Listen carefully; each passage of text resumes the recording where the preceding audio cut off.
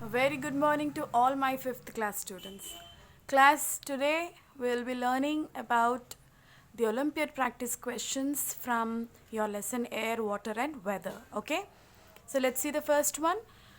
Which of the following is true regarding the composition of air? So we have already learnt this in our lesson. The composition of air, it has got many gases. It's nothing but a mixture containing different gases. And let us see which of the following is true. Air is a pure substance. Do you think air is a pure substance? No, children. It's not a pure substance because it's a mixture. Usually, we distinguish different substances, whether pure or a mixture, based on the constituents that are present in it. If it contains only one kind of constituent, then we call it as a pure substance. But here, air contains many substances, so it's a mixture, not a pure substance. So the first one is wrong. Its second one, its oxygen content is 78%. Is the percentage correct, children? No, its oxygen content is actually 20.9 or 21%, we can say, not 78%.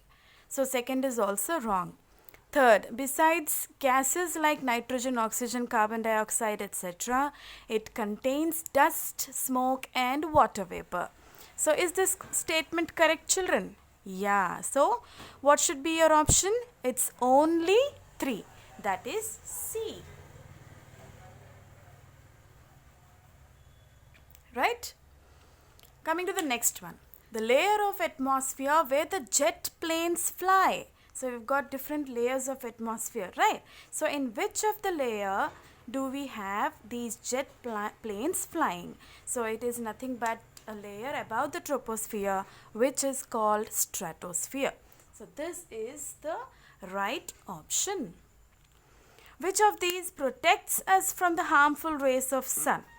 Is it all these options that are mentioned here are nothing but gases? Ozone is also a gas, children.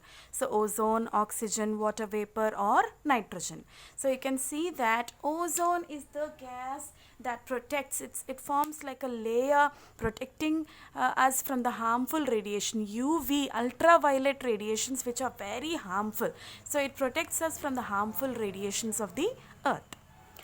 Coming to the fourth one, the nearest layer, atmosphere only we are talking about, to the earth's surface is, what is the nearest layer of atmosphere that is very near to the earth's surface? It is nothing but the troposphere again, children. Okay. So the troposphere is the right option here. Coming to the next one, which gas is present in very small quantity, but it is actually very useful to the plants to prepare its food, to prepare their food. So plants require oxygen also, but oxygen is present in relatively higher concentration, nothing but 21%. So which is that gas which is present in lesser amounts and it is very much useful to plants? It is carbon dioxide. I have mentioned here the the formula. CO2 is the formula, chemical formula of carbon dioxide, children. Oxygen formula is O2, nitrogen formula is N2, hydrogen's formula is H2. So in order to make you aware of the chemical formula, I have written it like this. So what is the correct option? B is the correct option, children. Okay. So let's go to the next question, children, the sixth one. The gas used for burning is. So which one is that? Which gas is that which supports the burning process? We have learned this as the supporter of burning and the non-supporter of burning. One of the gases in the air is a supporter and the other gases are non-supporters of burning. So here the gas which is used for burning, that means it should be a supporter. And which one is that? It is oxygen. Oxygen is the gas that supports burning. Which process is responsible for the formation of water vapor, children? So what is this phenomenon called? What is this process called where water vapor is formed from liquid water? So the liquid water, upon boiling, it gets transformed, or what you call it, gets converted into water vapor. So what is that process called? Is it called condensation? Condensation is the opposite, right? So the water vapor, if it changes to liquid, then it's called as condensation. What is evaporation? This is what is happening here. A liquid changes to gaseous state. So evaporation is the correct one. Sublimation is the conversion of a solid into gas directly. Okay. So the correct option is B, evaporation. Look at the eighth one here. So there is an ink filler. So you can see that it has a rubber bulb, right? So when you press that bulb, what happens? You can see that if you immerse this in liquid, any liquid like water, you can see the moment you press it, you will see some bubbles in the beaker, right? So shown here is the picture of an ink filler. When its bulb is pressed, air bubbles appear in water. Why is this happening? Is it because the air in the atmosphere forms bubbles? The air in the atmosphere around, does it form bubbles? Or the air in the ink filler is released out when you press the bulb?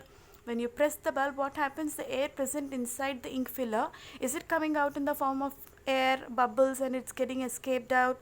Or the liquid rushes into the filler? So outside there is a liquid, right? The moment you press, what happens? The liquid is going inside the ink filler such that the bubbles are formed, or the air in the water forms balloons. So we know that air also contains air, water also contains air. So is it that the air present in the water, it's coming out like bubbles? So what is the correct answer?